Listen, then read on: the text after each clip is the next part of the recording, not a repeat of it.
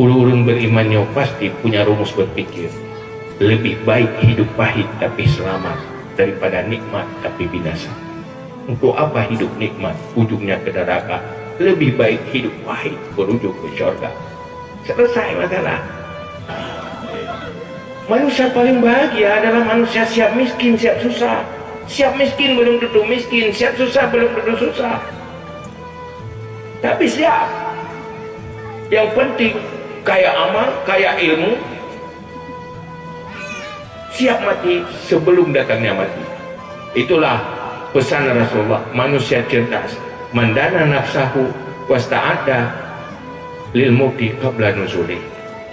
Manusia cerdas adalah orang yang selalu melawan godaan nafsunya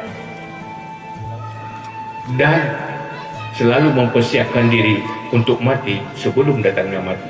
Itulah manusia bahagia.